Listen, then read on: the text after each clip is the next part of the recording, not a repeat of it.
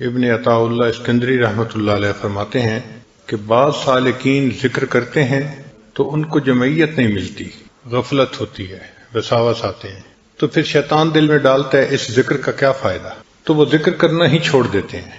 تو اس پر انہوں نے فرمایا کہ ذکر کے دوران اگر غفلت ہو جائے تو یہ کمزوری ہے، اور ذکر کرنے ہی سے غفلت کا ہو جانا یہ زیادہ برا ہے۔ ابھی تو ہم ذکر میں بیٹھے ہیں نا، جمعیت نہیں ہے، لیکن شیطان کہتا ہے ایسے ذکر کا کیا فائدہ۔ تو وہ کہتے ہیں کہ اگر ذکر ہی چھوڑ دیا تو وہ زیادہ بڑا نقصان ہے۔ ذکر میں بیٹھ گئے، حضوری نہ ہوئی، یہ کم نقصان ہے۔ تو ذکر میں حضور نہ ہونے کے سبب ذکر کو نہ چھوڑ، کیونکہ اثناء ذکر میں غفلت ہونے کی بنسبت نفس ذکر سے غفلت کا ہونا زیادہ سخت ہے، اس لیے معمولات نہیں چھوڑنے چاہیے، حضوری نصیب ہو یا نہ ہو، یکسوئی ہو یا نہ ہو۔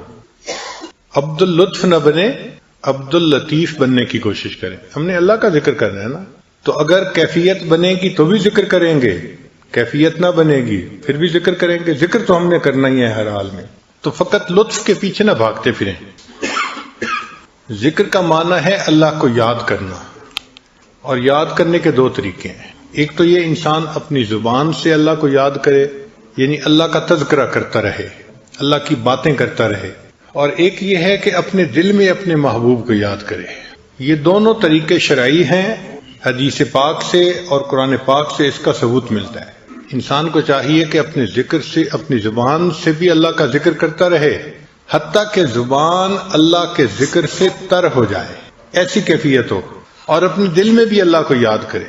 دل کے ذکر کو ذکر خفی کہتے ہیں، اور زبان کے ذکر کو ذکر لسانی کہتے ہیں۔ مختلف سلاسل ہیں، بعض سلاسل میں ذکر لسانی ہے، چنانچہ وہ زبان سے ذکر کرتے رہتے ہیں، لا الہ الا اللہ، لا الہ الا اللہ، الا اللہ، الا اللہ، اللہ اللہ، تو اس طرح سے زبان سے ذکر کرتے ہیں۔ ہمارے سلسلہ میں چونکہ خفی ذکر ہے، اس لیے قلب کا ذکر کرتے ہیں، یعنی اپنے رب کو اپنے دل میں یاد کرتے ہیں۔ وہ جن کا عشق صادق ہے وہ کب فریاد کرتے ہیں، وہ جن کا عشق صادق ہے وہ کب فریاد کرتے ہیں، لبوں پہ مہر خاموشی دلوں میں یاد کرتے۔ تو جن کا عشق سچا ہوتا ہے ان کے زبان خاموش ہوتی ہے، مگر ان کے دل اپنے محبوب کی یاد میں لگے ہوتے ہیں۔ اس لیے یہ ذکر خفی ذکر لسانی سے 70 گنا زیادہ ثواب رکھتا ہے۔ حضرت شیخ حدیث بن زکریا رحمۃ اللہ علیہ نے لکھا ہے کہ ایک بزرگ نے کشف کی نظر سے دیکھا کہ شیطان انسان کے کمر کی طرف، پشت کی طرف اس طرح بیٹھا ہے جیسے مچھر کسی کو کاٹنے کے لیے بیٹھا ہوتا ہے، اور وہ ہر وقت انسان کے قلب کو دیکھتا رہتا ہے۔ اگر قلب کو ذاکر پاتا ہے تو قلب میں وساوس نہیں ڈال سکتا، اور جب دیکھتا ہے کہ قلب غافل ہے تو فوراً اس میں غفلت کا انجیکشن لگا دیتا ہے، اور بندے کو وسوسے آنے شروع ہو جاتے ہیں۔ تو غفلت کا علاج ذکر ہے، اور غفلت سے بچنا ہمارے اوپر لازم ہے، فرض ہے۔ اللہ تعالیٰ ارشاد فرماتے ہیں وَلَا تَكُن مِّنَ الْغَافِلِينَ، کہ آپ غافلوں میں سے نہ ہوں۔ تو جب اللہ نے فرما دیا کہ غافلوں میں سے نہیں ہونا، تو ہمارے اوپر لازم ہو گیا کہ ہم غفلت سے بچیں۔ ہمارے مشائخ نے تو اس پر اتنی محنت کی کہ انہوں نے فرمایا جو دم غافل سو دم کافر، جو لمحہ غفلت میں گزر گیا یوں سمجھو کہ وہ لمحہ کفر کی حالت میں گزر گیا۔ ایک لمحہ بھی اللہ سے غافل نہیں ہونا، اور یہ چیز حاصل ہو سکتی ہے۔ انسان اللہ کا ذکر کثرت سے کرتا رہے تو ایسا جماؤ آ جاتا ہے کہ دل ہر وقت اللہ تعالیٰ کی یاد ہی میں لگا رہتا ہے، ایک لمحہ بھی غافل نہیں ہوتا۔ ذکر کا ذرا مفہوم سمجھ لیں۔ ایک مفہوم تو یہ ہے اللہ کو یاد کرنا، یہ ذکر کا معنی ہے، اور دوسرا ہر وہ کام جو نیکی کا ہے اس کو کرتے ہوئے انسان ذاکر ہوتا ہے، غافل نہیں ہوتا۔ چنانچہ حضرت عمر رضی اللہ عنہ فرمایا کرتے تھے کل مطیع للہ فہو ذاکر، ہر بندہ جو اللہ کا مطیع ہوتا ہے اس اطاعت کی حالت میں وہ ذاکر ہوتا ہے، وہ غافل نہیں ہوتا۔ تو بھلے اس کی زبان پہ اللہ اللہ کا لفظ جاری نہیں ہے، مگر چونکہ اللہ تعالیٰ کی اطاعت میں لگا ہوا ہے لہذا وہ اس کو ذکر کا مقصود حاصل ہے۔ سیدنا عمر رضی اللہ عنہ فرمایا کرتے تھے افضل الذکر ذکر عندما حرم اللہ، کہ افضل ذکر وہ ہے کہ جب تمہارے سامنے کوئی گناہ کا موقع پیش آئے تمہیں اس وقت خدا یاد آئے اور اللہ سے انسان ڈر جائے اور گناہوں سے بچ جائے۔ اگر گناہ کے موقع پہ انسان کو اللہ یاد نہیں آتا تو پھر باقی تسبیح پڑھنے کا کیا فائدہ ہوا؟ تو مقصود تو یہ ہے کہ اللہ کی یاد ایسی آ جائے دل میں کہ گناہ کا موقع آئے تو انسان کا دھیان اللہ کی طرف چلا جائے اور انسان اس گناہ سے بچ جائے۔ اس ذکر کو جتنا زیادہ کریں گے اتنا ہمارے زندگی میں برکت زیادہ آئے گی۔ یہ اتنا اہم ہے کہ اللہ تعالیٰ نے حضرت موسیٰ علیہ السلام اور ہارون علیہ السلام کو جب نبوت سے سرفراز فرمایا اور فرعون کی طرف بھیجا تو ان کو ہدایات دی۔ فرمایا اذهب انت واخوك بآیاتی ولا تنیا فی ذکری، جائیے آپ اور آپ کا بھائی میری ان نشانیوں کو لے کر اور آپ دونوں میری یاد سے غافل نہ ہونا۔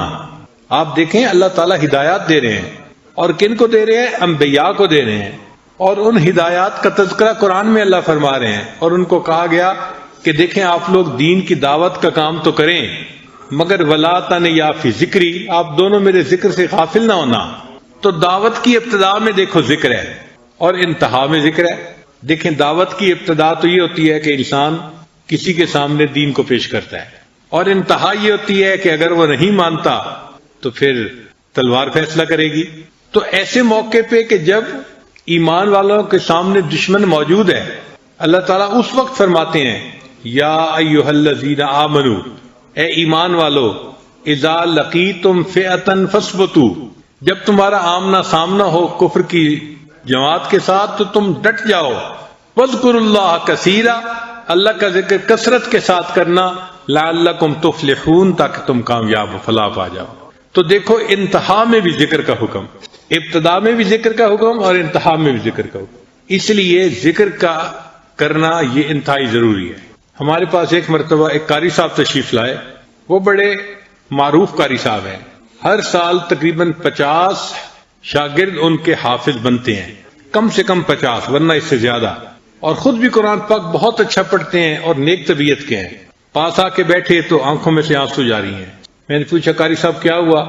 کہنے لگے کہ بس اور کسی کے سامنے تو اپنا من نہیں کھول سکتا، لیکن آپ کو تو میں اپنی حالت بتا سکتا ہوں، میں حد الوسع گناہوں سے بچنے کی کوشش کرتا ہوں، ہر وقت قرآن پاک پڑھتا رہتا ہوں، کم از کم ایک منزل قرآن روزانہ پڑھتا ہوں، یعنی ہر 7ویں دن قرآن پاک میں ختم کرتا ہوں، اور میں اپنے شاگردوں کو بھی قرآن پاک پڑھاتا ہوں، اور تہجد کے وقت ان کو اٹھا کر میں اس وقت سے ان کا قرآن سننا شروع کرتا ہوں، اور ایک دن میں تقریباً 16 سے 18 گھنٹے میں قرآن پاک سنتا ہوں۔ اب مدرسے کی ڈیوٹی تو 8 گھنٹے تھی، مگر ان کا شوق اتنا تھا کہ وہ اپنے شاگردوں سے منزل سنتے رہتے تھے، سبق دیتے رہتے تھے، تو ایک دن میں 24 میں سے 18 گھنٹے قرآن پاک سنتے پڑھتے گزر جاتے تھے۔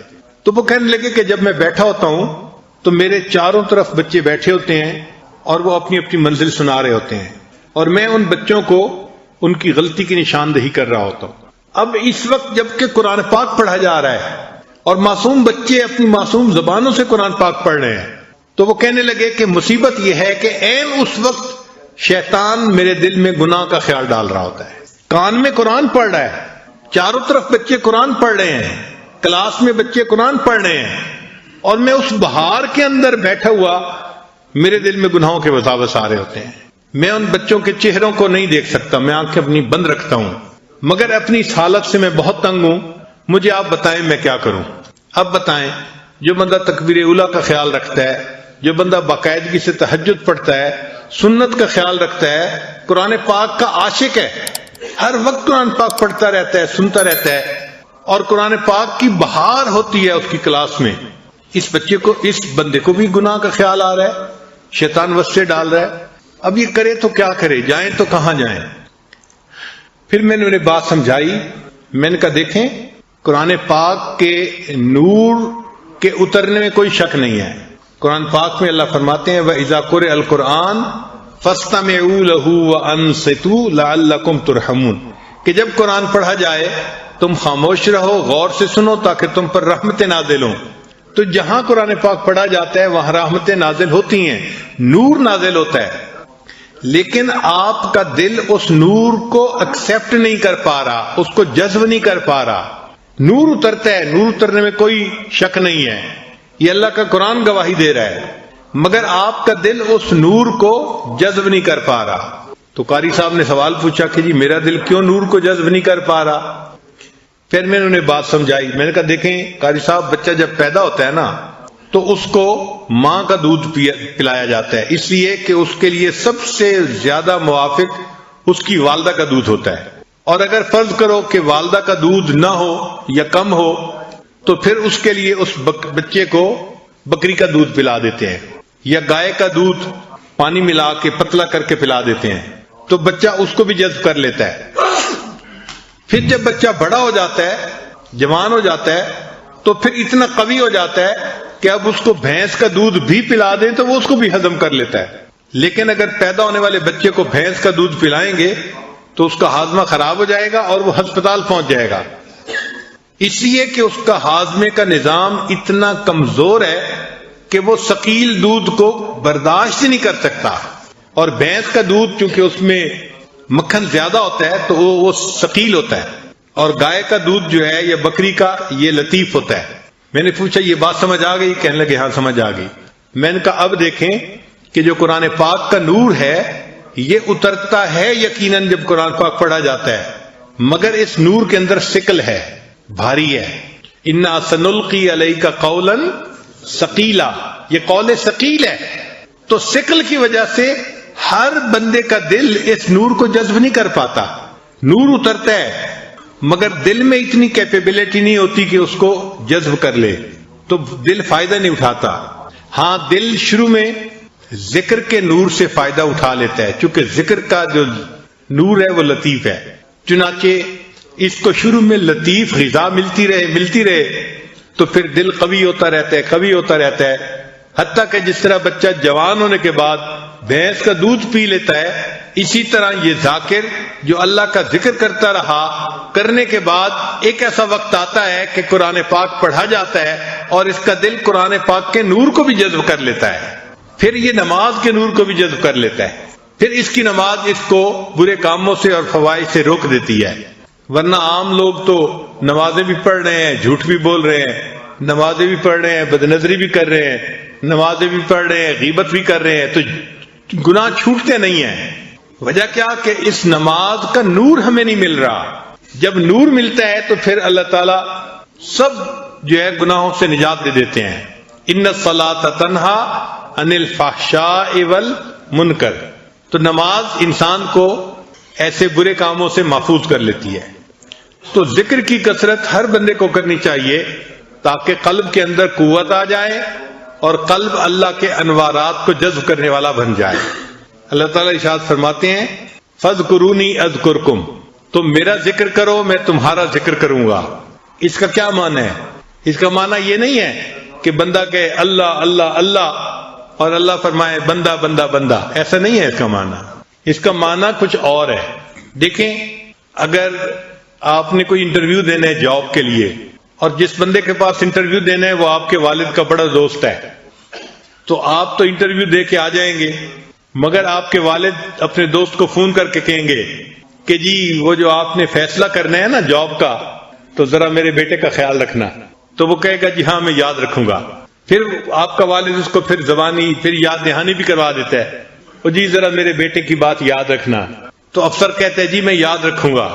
اب یہ جو وہ کہہ رہا ہے یاد رکھوں گا، اس کا کیا معنی ہے؟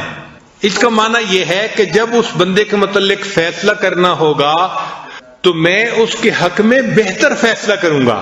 افسر کا یاد کرنا یہ ہے کہ جب میں اس کے بارے میں فیصلہ کرنے لگوں گا تو اس کے حق میں خیر کا فیصلہ کروں گا.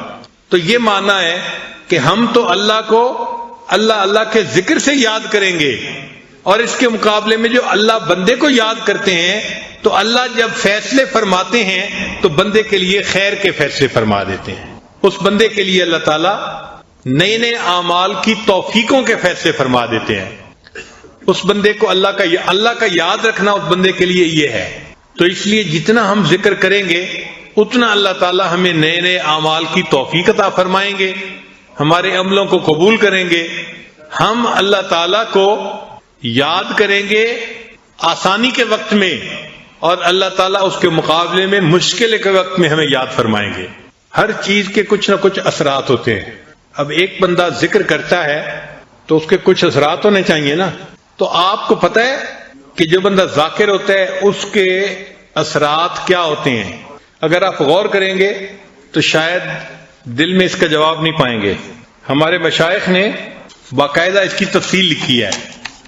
وہ فرماتے ہیں کہ جو بندہ کثرت سے ذکر کرتا ہے اس کے جسم کے اعضاء میں اس کی علامات پائی جاتی ہیں. پہلی علامت کیا ہے کہ ذکر العینین بالبکا، آنکھوں میں سے آنسو کا رواں ہو جانا، دل نرم ہو جاتا ہے.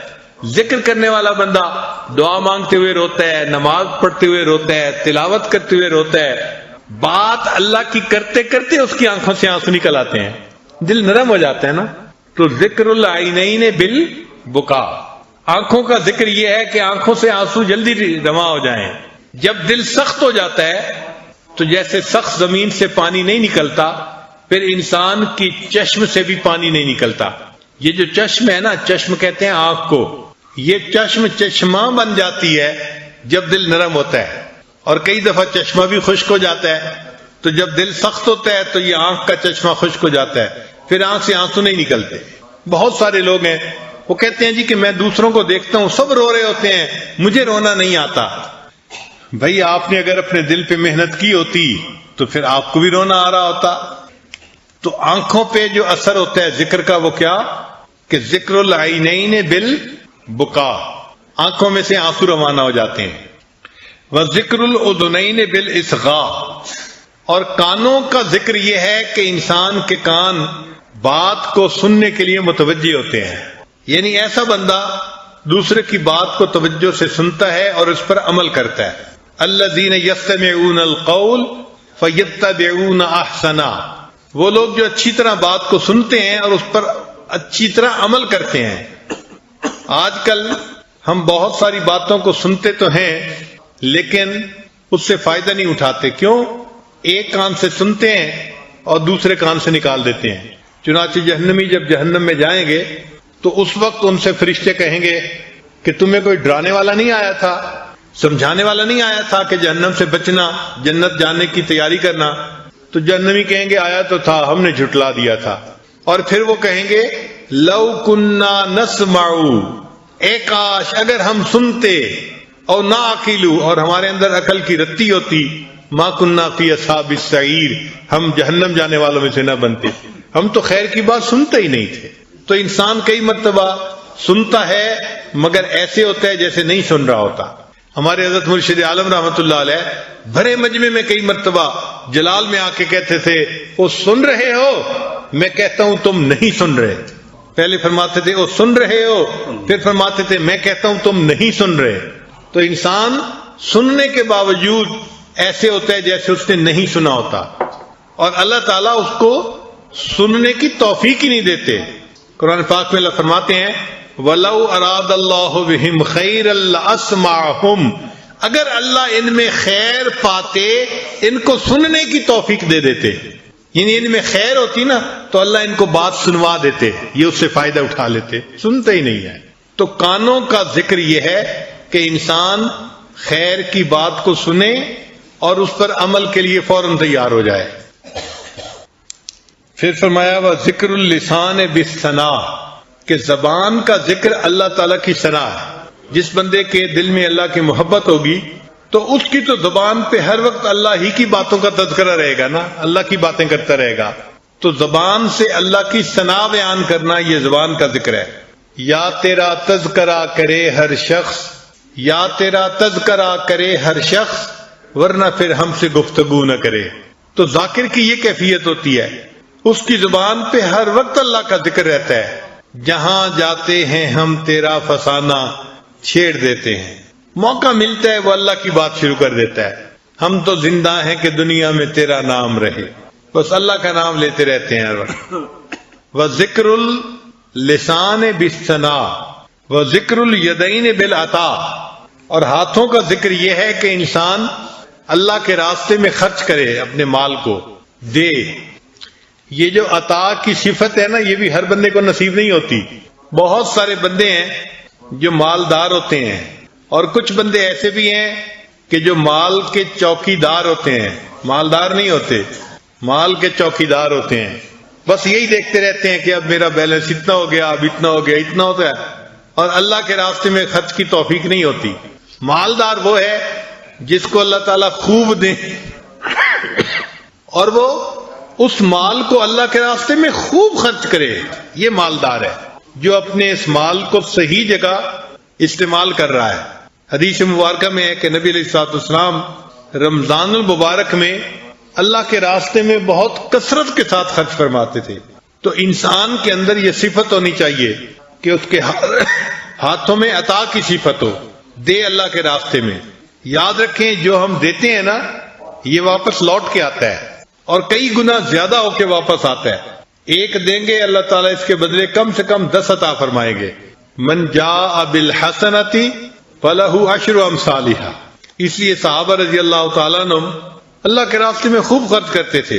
سیدہ شریکہ رضی اللہ تعالیٰ عنہ، ان کو حضرت عمر رضی اللہ عنہ نے ایک مرتبہ 40,000 درہم بھیجے تو انہوں نے مدینہ کی بیواؤں کو، یتیم بچوں کو بلوایا اور ان میں پیسہ خرچ کرنا شروع کر دیا، ان کو دینا شروع کر دیا۔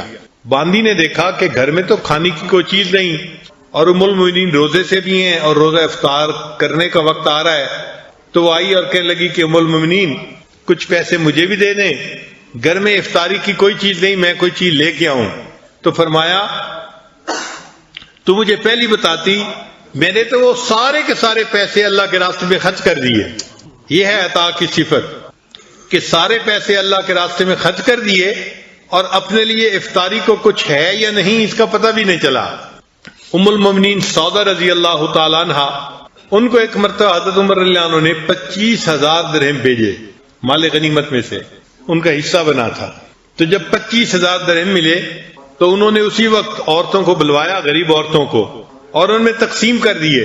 جب تقسیم کر کے فارغ ہو گئیں تو پھر انہوں نے 2 رکعت نفل نماز پڑھی اور نفل کے بعد یہ دعا مانگی، اے اللہ امیر المومنین عمر رضی اللہ عنہ کو آئندہ توفیق ہی نہ دے کہ وہ میری طرف پیسے بھیجا کریں، اے اللہ ان کو توفیق ہی نہ دے کہ وہ میری طرف پیسے بھیجیں۔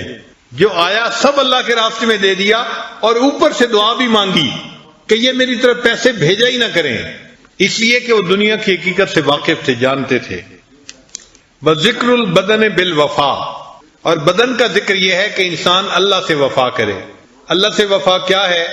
کہ اللہ کے غیر کی طرف متوجہ نہ ہو، سب اپنی نگاہیں اللہ کے اوپر ہی مرکوز رکھے۔ انی وجہت وجہی للذی فطر السماوات والارض، جیسے ابراہیم علیہ السلام نے شرک خفی اور شرک جلی دونوں قسم کے شرک سے سچی توبہ کر لی تھی اور اللہ ہی کی طرف وہ متوجہ ہو گئے تھے اور انہوں نے یہ الفاظ کہے تھے، انی وجہت وجہی للذی فطر السماوات والارض، یہ ان کے الفاظ ہیں۔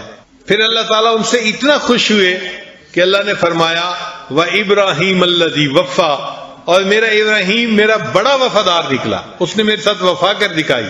تو ہم بھی اللہ کے وفادار بندے بنے، اللہ آپ کا دیا کھاتے ہیں اور ہم آپ ہی کے بن کے زندگی گزارتے ہیں، آپ کے غیر کو آنکھ اٹھا کے دیکھنا پسند نہیں کرتے۔